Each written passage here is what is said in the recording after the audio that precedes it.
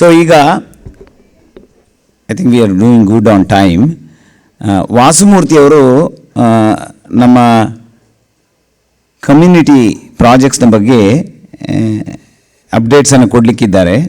ತುಂಬ ಇಂಟ್ರೆಸ್ಟಿಂಗ್ ಆದ ಪ್ರಾಜೆಕ್ಟ್ಸನ್ನು ಅವರು ಲೀಡ್ ಮಾಡ್ತಾ ಇದ್ದಾರೆ. ಅವರೊಟ್ಟಿಗೆ ಹಲವಾರು ಮಂದಿ ಇಲ್ಲಿರುವವರು ವಾಲಂಟಿಯರ್ಸ್ ಆಗಿ ಕೆಲಸ ಮಾಡ್ತಾ ಇದ್ದಾರೆ.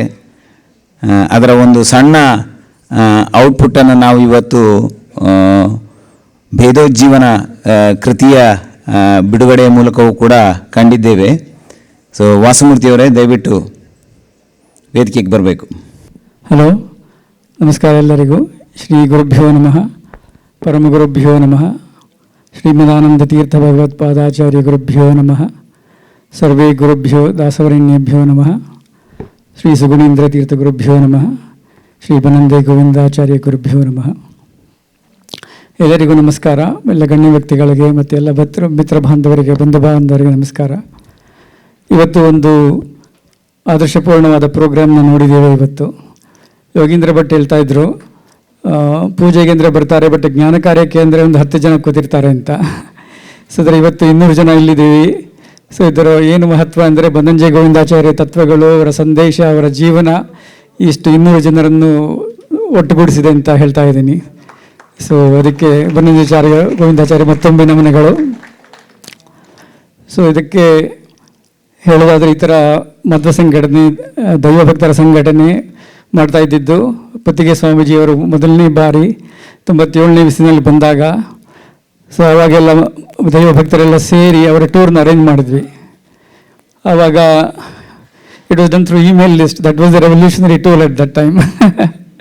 ಸೊ ಇಮೇಲ್ ಲಿಸ್ಟಿಂದ ಅದು ಅವರು ಸಂಘಟನೆ ಆಗಿ ಎಲ್ಲ ಮಾಧವರು ಎಲ್ಲೆಲ್ಲಿ ಊರಲ್ಲಿ ಇದ್ದಾರೆ ಅಂತ, ಯಾವ ಊರಲ್ಲಿ ಇದ್ದಾರೆ ಅಂತ ಗೊತ್ತಿರಲಿಲ್ಲ. ಅವಾಗೆಲ್ಲ ಪರಿಚಯ ಆಯಿತು, ಅಮೆರಿಕದಲ್ಲಿ ಇಷ್ಟೊಂದು ಕಡೆ ಎಲ್ಲರೂ ಮಾಧವರೆಲ್ಲ ಇದ್ದಾರೆ ಅಂತ. ಅದು ಪತ್ತಿಗೆ ಸ್ವಾಮೀಜಿಯವರ ಮೊದಲನೇ ಕಾಣಿಕೆ. ಅದಾದ ಮೇಲೆ 97ನೇ ಇಸವಿನಲ್ಲಿ ಬಿಂದು ಮಾಧವ ಇದ್ದಾರೆ, ಅವರು ತುಂಬ ಪ್ರಮುಖ ಪಾತ್ರ ವಹಿಸಿದ್ದಾರೆ. ಬಿಂದು ಮಾಧವರೇ ಎದ್ದು ನಿಂತ್ಕೊಳ್ಳಿ ದಯವಿಟ್ಟು.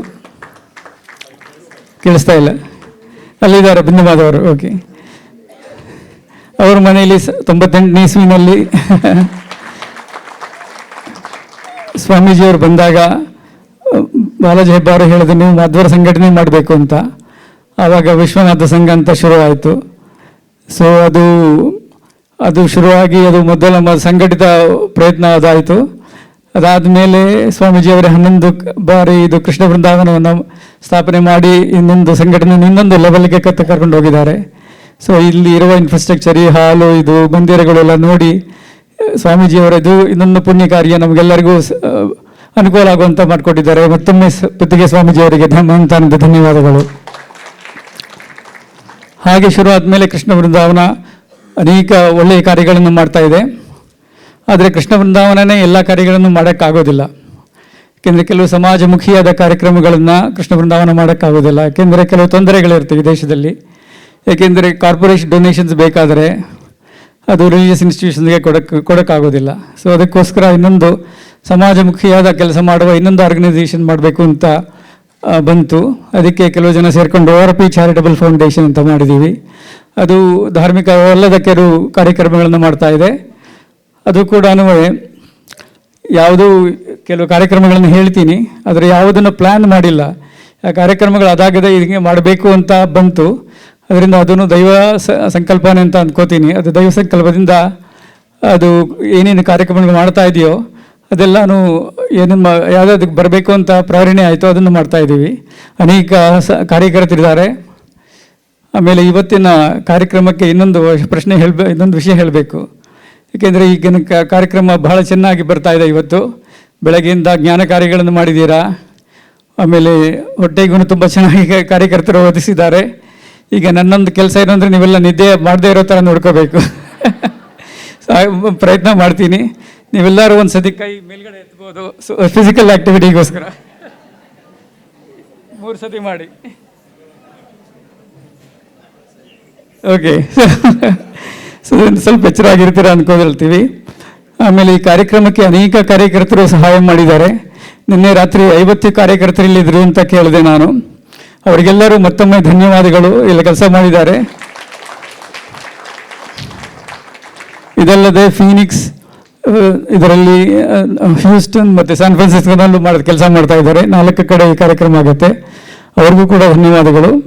ಆ ಕಾರ್ಯಕ್ರಮಗಳೆಲ್ಲ ಪ್ರಮುಖವಾಗಿ ಮಾಡಿದವರು 50 ಜನ ಇದ್ದರೆ ಅವರಿಗೆ ಲೀಡರ್ ಆಗ್ತಾರ ಮಾಡಿದವರು ಶ್ರೀವತ್ಸ ಬಲ್ಲಾಳ್ ಹಿಂದ್ಗಡೆ ಇದ್ದಾರೆ. ಅವರಿಗೆ ಮತ್ತೊಮ್ಮೆ ಧನ್ಯವಾದಗಳು. ಇವತ್ತು ಕೂಡ ಈ ಕಾರ್ಯಕ್ರಮನ ಅನೇಕ ಸಮಯಕ್ಕೆ ಸರಿಯಾಗಿ ಮಾಡಿಸ್ಕೊಂಡು ಬರ್ತಾ ಇದ್ದಾರೆ. ಸೊ ನನ್ನ ಹೆಂಡತಿ ಜೋಕ್ ಮಾಡ್ತಾ ಇದ್ರು, ಯಾರು ನಿಮ್ಮನ್ನು ದೇವನ ಕಾಲ್ ಮಾಡ್ತಾರಲ್ಲ ಯಾರು ಇವರು ಅಂತ.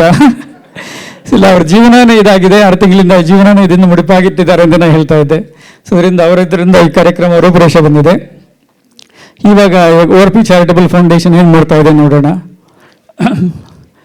ಸೊ ಇದು ಈ ಏರಿಯಾದಲ್ಲಿ ಮಾಡ್ತಾ ಇದ್ದೀವಿ.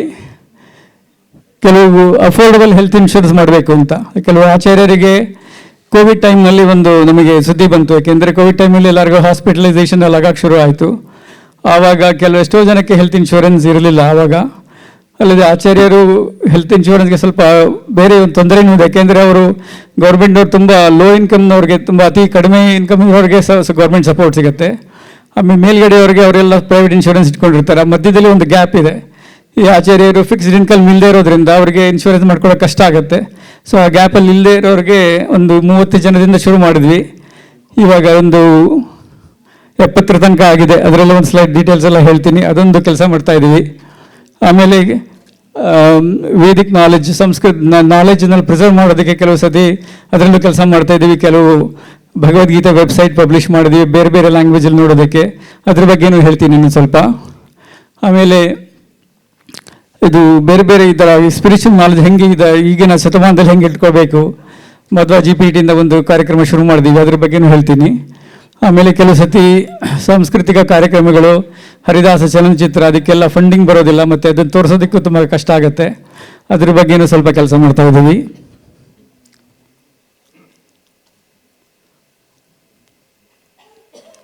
ಸೊ ಇದು ಹೆಲ್ತ್ ಇನ್ಶೂರೆನ್ಸ್ ಹೇಳೋದಾದರೆ ಹೇಳ್ತಾರ ಆಚಾರ್ಯರಿಗೆ ಒಂದು ಗ್ಯಾಪಲ್ಲಿ ಇರುತ್ತೆ, ಅವ್ರಿಗೆ ಇನ್ಶೂರೆನ್ಸ್ ಸಿಗೋದು ಬಹಳ ಕಷ್ಟ ಆಗುತ್ತೆ ಅಂಥವ್ರಿಗೆ ಇಲ್ಲಿಂದ ಫಂಡಿಂಗಿಂದ ಸುಮಾರು 70 ಜನ ತನಕ ಹೋಗಿದ್ದೀವಿ.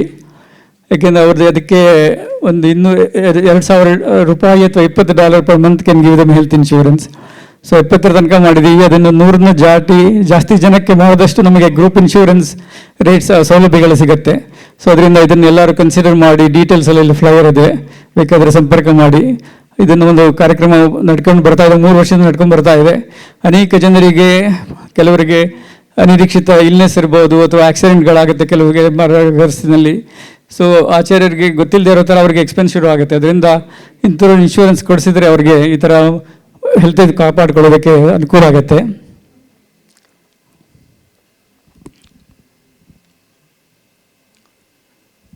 ಇದಲ್ಲದೆ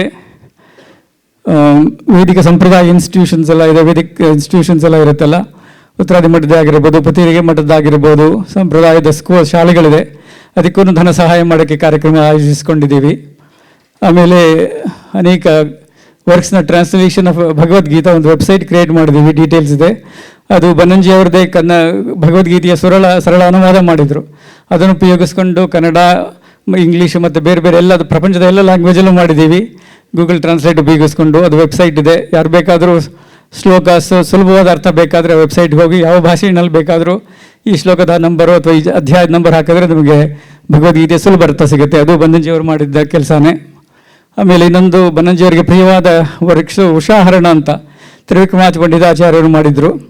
ಅದು ಕೂಡ ಅದನ್ನು ಜಾಸ್ತಿ ಜನ ತಿಳ್ಕೊಂಡಿಲ್ಲ. ಅದನ್ನು ಜನಪ್ರಿಯ ಮಾಡಬೇಕು ಅಂತ ಬನ್ನಂಜಿಯವರ ತುಂಬ ಅಭಿಲಾಷೆ ಇತ್ತು. ಅದಕ್ಕೆ ಒಂದು ಕಾಂಪಿಟೇಷನ್ ಮಾಡಿದ್ವಿ ಹೋದ ವರ್ಷ. ಯಾರಾದ್ರು ಉಷಾಹರಣದ ಬಗ್ಗೆ ಒಂದು ಎಸ್ಸೆ ಬರೀರಿ ಅಂತ. ಅದನ್ನು ಸ್ಕಾಲರ್ಸ್ ಎಲ್ಲ ಒಂದು 4-5 ಎಸ್ಸೆ ಬಂತು. ಅದನ್ನೆಲ್ಲ ಸ್ಕಾಲರ್ಸ್ ಎಲ್ಲ ರಿವ್ಯೂ ಮಾಡಿ ಒಂದು 3 ಜನಕ್ಕೆ ಪ್ರಶಸ್ತಿ ಕೊಟ್ಟಿದ್ದಾರೆ. ಅದನ್ನು ಉಪಯೋಗಿಸ್ಕೊಂಡು ಒಂದು ಪುಸ್ತಕನ ರಿಲೀಸ್ ಮಾಡಿದ್ರು, ಪದಿಗೆ ಸ್ವಾಮೀಜಿಯವರು ರಿಲೀಸ್ ಮಾಡಿದ್ರು. ಅದನ್ನು ಪಬ್ಲಿಷ್ ಮಾಡ್ತಾ ಇದ್ದೀವಿ. ಸೊ ಬನ್ನಂಜಿಯವರಿಗೆ ಚಿರಪದವಾದ ಉಷಾಹರಣ ಕಾವ್ಯ, ಅದನ್ನು ಜನಪ್ರಿಯ ಮಾಡಬೇಕು ಅಂತ ಅದೊಂದು ಸ್ಕೀಮ್ ಇದೆ. ಆಮೇಲೆ ವಿದ್ಯಾಭೂಷಣ ಅವ್ರದ್ದು ಅನೇಕ ಆಡಿಯೋ ಆಲ್ಬಮ್ಗಳು ಮತ್ತು ಬುಕ್ಗಳನ್ನು ಪಬ್ಲಿಷ್ ಮಾಡಿದ್ದೀವಿ, ಅದು ವೆಬ್ಸೈಟಲ್ಲಿದೆ. ಈ ತರಹ ಸಾಂಪ್ರದಾಯಿಕ ವಿದ್ಯೆಯನ್ನು ಉಳಿಸೋದಕ್ಕೆ ಆಧುನಿಕದಲ್ಲಿ ಏನು ಮಾಡಬೇಕು ಅಂತ ಮಾಡ್ತಾ ಇದ್ದೀವಿ. ಸೊ ಮಧ್ವ GPTಯಿಂದ ಇದು ಒಂದು ನಮಗೆ ಗೊತ್ತಿರಲಿಲ್ಲ, ಅದಾಗದೆ ಬಂತು. ಮಧ್ವ GPTಯಿಂದ ನವೀನ್ ತ್ರೇಶ್ ಅವರು ಹೋದ ವರ್ಷ ಶುರು ಮಾಡಿದರು. ಇವಾಗೆಲ್ಲ GPTಗಳಿಗೂ ಚೆನ್ನಾಗಿ ಗೊತ್ತಿದೆ. ಆದರೆ specific domain specific G P Ts ಅಂತ ಕರೀತಾರೆ. ಮಧ್ವ ವೇದಾಂತಕ್ಕೆ ಮುಡಿಪಾಗಿರುವಂಥ ಜಿ ಪಿ ಟಿ, ಅದ್ರ ಬಗ್ಗೆ ಕೆಲಸ ಮಾಡ್ತಾ ಇದ್ದೀವಿ. ನಿಮಗೆ ಗೊತ್ತಿರೋ ಥರನೇ ಜಿ ಪಿ ಟಿ ಟೆಕ್ನಾಲಜಿ 2-3 ತಿಂಗಳಿಗೂ ಚೇಂಜ್ ಆಗ್ತಾ ಇರುತ್ತೆ. ಎವ್ರಿ 2-3 ಮಂತ್ಸ್ ತುಂಬ ಮುಂದೆ ಹೋಗ್ತಾ ಇರುತ್ತೆ. ಸೊ ಭೇದೋಜ್ಜೀವನ ಅಂತ ಗ್ರಂಥ ಹೇಳಿದ್ವಲ್ಲ, ಅದನ್ನು ಒಬ್ಬರು ನಾರಾಯಣ್ ಅಂತ ಒಬ್ಬರು ಇದ್ದಾರೆ, ಅವರು ಆತ್ಮಶಬ್ದ ಓದ್ತಾ ಇದ್ದಾರೆ. ಅವರು ಭೇದೋಜ್ಜೀವನ ಓದಬೇಕಾದ್ರೆ ಆ ಗ್ರಂಥನ ಅದನ್ನು ಜಿ ಪಿ ಟಿಗೆ ಅಪ್ಲೋಡ್ ಮಾಡಿದ್ರೆ ಅದು ಸಂಸ್ಕೃತದಲ್ಲಿ ಅನಲೈಸ್ ಮಾಡಿ ಅದರಲ್ಲಿ ಅನೇಕ ತರ್ಕಶಾಸ್ತ್ರ ಪ್ರಮೇಯಗಳಿದೆ. ತರ್ಕಶಾಸ್ತ್ರನ ಹೇಳ್ಬಿಟ್ಟು ಅದು ಓದೋರಿಗೆ ಒಂಥರ ಅಸಿಸ್ಟೆಂಟ್ ಥರ ಆಗುತ್ತೆ, ಸ್ಟೂಡೆಂಟ್ ಅಸಿಸ್ಟೆಂಟ್ ಥರ ವರ್ಕ್ ಆಗುತ್ತೆ. ಸೊ ಆ ಥರ ಎಲ್ಲ ಜಿ ಪಿ ಟಿ ತುಂಬ ಬೇಗ ಹೋಗ್ತಾ ಇದೆ. ಸೊ ಅದರಿಂದ ಇವಾಗ ಮಾಧ್ವ ಜಿ ಪಿ ಟಿ 3 ವಿಧವಾಗಿ ಮಾಡಬೇಕು ಅಂದ್ಕೊಂಡಿದ್ದೀವಿ. ಇವಾಗ current Madhva G P T ಅಂತ ಸರ್ಚ್ ಮಾಡಿದ್ರೆ 1.0 ಹೋದ ವರ್ಷ ರಿಲೀಸ್ ಮಾಡಿದ್ದಿದೆ. ಅದು ಬೇಸಿಕ್ ಇನ್ಫಾರ್ಮೇಷನ್ ಕೊಡುತ್ತೆ, ಆದರೆ ಅದು ವೆಬ್ಬಲ್ಲಿ ಏನೇನಿದೆಯೋ ಎಲ್ಲ ಇನ್ಫಾರ್ಮೇಷನ್ ತೊಗೊಂಡ್ಬಿಟ್ಟು ಅದು ಸಂಕಲನ ಮಾಡುತ್ತೆ. ಅದರಿಂದ ಅದು ಸಂಪ್ರದಾಯಕ್ಕೆ ಕರೆಕ್ಟಾಗಿಲ್ಲದೆ ಇರಬಹುದು. ಅದರಿಂದ ಅದಕ್ಕೋಸ್ಕರ 1.5 ಮಾಡ್ತಾ ಇದ್ದೀವಿ. ಅದರಲ್ಲಿ ಲಿಮಿಟೆಡ್ ಸರ್ಕ್ಯುಲೇಷನ್ ಅಂತ ಏನು ಮಾಧ್ವ ಸಂಪ್ರದಾಯದಲ್ಲಿ ಏನು ಹೇಳಿದೆಯೋ ಅಷ್ಟು ಮಾತ್ರ ಹೇಳು, ಬೇರೆದನ್ನು ಹೇಳಬೇಡ ಅಂತ ಹೇಳ್ತೀವಿ. ಯಾಕೆಂದರೆ ಜಿ ಪಿ ಟಿಗೆ ಒಂದು ಪ್ರಾಬ್ಲಮ್ ಇದೆ, ಹ್ಯಾಲುಸಿನೇಷನ್ ಅಂತ ಕರೀತಾರೆ. ಅದಕ್ಕೆ ಗೊತ್ತಿಲ್ಲದೆ ಇದ್ರೆ ಅದು ಏನೇನೋ ಅದನ್ನೇ ಕಲ್ಪನೆ ಮಾಡಿಕೊಂಡು ಹೇಳುತ್ತೆ. ಅದನ್ನು ಮಾಡಬೇಡ ಅಂತ 1.5 ಅದನ್ನು ಟೆಸ್ಟ್ ಮಾಡ್ತಾ ಇದೆ ಜನಗಳು. ಅದನ್ನೇನು ಕೆಲವು ತಿಂಗಳಲ್ಲಿ ರಿಲೀಸ್ ಮಾಡ್ತಾ ಇದ್ವಿ. ಆಮೇಲೆ 2.0 ಅಲ್ಟಿಮೇಟ್ ವಿಷನ್ ಕಸ್ಟಮ್ LLM ಅಂತ ಕರೀತಾರೆ, ಲಾರ್ಜ್ ಲ್ಯಾಂಗ್ವೇಜ್ ಮಾಡಲ್ಸ್ ಅಂತ. ಅದನ್ನು ನಾವೇ ಬಿಲ್ಡ್ ಮಾಡ್ಬೋದು, from the ground up build ಮಾಡ್ತಾ ಇದೆ. ಒಂದು ಟೀಮ್ ಇದೆ. ಸೊ ಅದೇ team of 20-30 people across the globe work ಮಾಡ್ತಾ ಇದೆ. ಅದನ್ನು ಲಾಂಗ್ ಟರ್ಮ್ ಅದನ್ನು ಮಾಡಬೇಕು. ಆಮೇಲೆ ಮಧ್ವ ವೇದಾಂತ ಆದಮೇಲೆ ಬೇರೆ ಬೇರೆ ವೇದಾಂತಗಳಿಗೂ ಮಾಡ್ಬೋದು, ಅದನ್ನು ಸೇಮ್ ಇನ್ಫ್ರಾಸ್ಟ್ರಕ್ಚರ್ ಉಪಯೋಗಿಸ್ಕೊಂಡು ಅದನ್ನು ಮಾಡ್ತಾ ಇದ್ದೀವಿ. ಆಮೇಲೆ ಇನ್ನೊಂದು ಇದೇ ಥರ ಒಂದು ಅವಕಾಶ ಬಂತು. ಸೊ ಮುಕುಂದ್ ಅವರು ನನಗೆ ಇಮೇಲ್ ಕಳಿಸಿದ್ರು, ಪ್ರಭಂಜನ್ ದೇಶಪಾಂಡೆ ಅಂತ ಒಂದು ಜಗನ್ನಾಥದಾಸರ ಪಾರ್ಟ್ 1 ಸಿನಿಮಾ ಬರ್ತಾ ಇದೆ, ನಿಮಗೇನಾದರೂ ಸಹಾಯ ಮಾಡಿ ಅಂತ ಅದಕ್ಕೆ ಹೇಳಿದ್ರು. ಅದರಿಂದ ಅದು ಸ್ವಯಂ ಸೇವಕರೆಲ್ಲ ಸೇರಿಸಿ ಆ ತಂಡ ಇವಾಗ 4 ಚಲನಚಿತ್ರಗಳನ್ನ ರಿಲೀಸ್ ಮಾಡಿದೆ. ಆಮೇಲೆ ಹರಿದಾಸರ ದಿನಚರಿ ಅದು ಸೇರಿ 5 ಆಯಿತು. ಸೊ ಎಲ್ಲನೂ ಇಲ್ಲ ಸ್ವಯಂ ಸೇವಕರ ತಂಡನ ಇದೆ ನಿರ್ದೇಶನದಲ್ಲಿ. ಎಲ್ಲ ಊರಲ್ಲೂ ಒಂದು 10-20 ಜನ ಸ್ವಯಂ ಸೇವಕರಿದ್ದಾರೆ. ಅದು ಇಲ್ಲಿಂದ ಇಲ್ಲಿ ತೋರಿಸೋಕ್ಕೆ, ಇಲ್ಲಿ ಅಮೆರಿಕಾದಲ್ಲಿ ತೋರಿಸೋದಕ್ಕೆ, ಮತ್ತು ಅವರಿಗೆ ಸ್ವಲ್ಪ ಫಂಡ್ ರೈಸಿಂಗ್ ಕೂಡ ಒಂದು ಸಹಾಯ ಮಾಡಿದ್ದೀವಿ. ಕೆಲವು ಉಪಕರಣಗಳನ್ನು ತಗೊಳ್ಳೋಕ್ಕೆ ಸಹಾಯ ಮಾಡಿದ್ದೀವಿ. ಸೊ ಅದರಿಂದ ಇದೇ ಥರ ಹರಿದಾಸ ಚಲನಚಿತ್ರ ಅದು ಎಲ್ಲರಿಗೂ ಪರ್ಮನೆಂಟ್ ಆಗಿರುತ್ತೆ. ಅವರೇ ವೈದ್ಯೇಂದ್ರ ತೀರ್ಥರು ಹೇಳ್ತಾ ಇದ್ರು, ಈ ಥರ ದೃಶ್ಯ ಮಾಧ್ಯಮದಲ್ಲಿ ನೋಡಿದ್ರೆ ನಾನು 200 ಲೆಕ್ಚರ್ ಮಾಡಿದ್ರೆ ಏನಾಗುತ್ತೋ ಅದನ್ನು ನೀವು 2 ಗಂಟೆ ಇದರಲ್ಲಿ ತೋರಿಸ್ತೀರಾ, ಅಷ್ಟು ದೃಶ್ಯ ಮಾಧ್ಯಮ ಪರಿಣಾಮಕಾರಿಯಾಗಿರುತ್ತೆ. ಅದರಿಂದ ಅದೊಂದು ಕೆಲಸ, ಸಮಾಜಮುಖಿ ಕೆಲಸ ಮಾಡ್ತಾಯಿದ್ದೀವಿ. ಆಮೇಲೆ ಇದೇ ಥರ ಒಂದು 7 ಆಲ್ಬಮ್ಗಳು ಪಬ್ಲಿಷ್ ಮಾಡಿದ್ದಾರೆ. ವಿದ್ಯಾಭೂಷಣ ಇಂಥ ಅನೇಕ ಗ್ರಂಥಗಳನ್ನು, ವೆಂಕಟೇಶ ಮಹಾತ್ಮ, ರಾಘವೇಂದ್ರ ಮಹಾತ್ಮ, ಅದು ಎಲ್ಲ HDCUSA.org ಹೋದರೆ ನಿಮಗೆ ಸಿಗುತ್ತೆ. ಅನೇಕ ಗ್ರಂಥಗಳಲ್ಲಿ ಲಭ್ಯವಾಗುತ್ತೆ. ಇಂಟರಾಕ್ಟಿವ್ ಭಗವದ್ಗೀತಾ ಬಗ್ಗೆ ಹೇಳಿದೆ, ಅದೂ ಅಲ್ಲಿ ನೋಡ್ಬೋದು. HDCUSA.org iBooksಗೆ ಹೋದರೆ ಕಾಣುತ್ತೆ. ಅದು ಉಷಾಹರಣ ಕಾವ್ಯನಲ್ಲಿ ಅದ್ರ ಬಗ್ಗೆನೂ ಹಾಕಿದ್ದೀವಿ. ಸೊ ಅವ್ರು ಬನ್ನಂಜಿಯವರಿಗೆ ಪ್ರಿಯವಾದಂಥ ಅನೇಕ ಕೆಲಸಗಳನ್ನು ಮಾಡ್ತಾ ಇದೆ. ಸೊ ಇದಕ್ಕೆ ನಿಮ್ಮ ಸಹಕಾರ ಬೇಕು. ಇದೆಲ್ಲ ಹೇಳಿದೆ, ಅನೇಕ ಇಲ್ಲಿರೋ ರೂಮಲ್ಲಿರೋರು ಅನೇಕ ದಾನಿಗಳಿದ್ದಾರೆ, ಅದನ್ನು ಸಹಾಯ ಮಾಡ್ತಾ ಇದ್ದಾರೆ. ಅದನ್ನು ನಿಮಗೆ ಇನ್ನೊಂದು ಸತಿ ಎಲ್ಲರಿಗೂ ತಿಳಿಸೋಣ ಅಂತ ಮಾಡಿ ಈ ಕಾರ್ಯಕ್ರಮಗಳಿಗೆ ಇದನ್ನು ಬೇರೆ ಕಳಿಸ್ತೀನಿ. ಬೇಕಾದರೆ ಏನಾದರೂ ಇನ್ಫಾರ್ಮೇಷನ್ ಬೇಕಾದರೆ ಹೇಳಿ. ಅನೇಕ ಕಾರ್ಯಕರ್ತರಿದ್ದಾರೆ, ದಾನಿಗಳು ಇಲ್ಲಿದ್ದಾರೆ.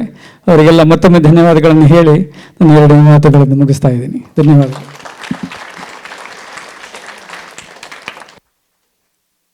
ವಾಸುಮೂರ್ತಿಯವರಿಗೆ ಮತ್ತೊಮ್ಮೆ ಹೃತ್ಪೂರ್ವಕ ಧನ್ಯವಾದಗಳು. ತುಂಬ ಒಳ್ಳೆಯ ಕೆಲಸವನ್ನು ನಡೆಸ್ಕೊಡ್ತಾ ಇದ್ದೀರಿ. ಹೀಗೆ ನಿಮ್ಮ ಕೆಲಸಕ್ಕೆ ಎಲ್ಲ ಯಶಸ್ಸು ಸಿಗಲಿ ಅಂತ ಕೇಳಿಕೊಳ್ತೇನೆ.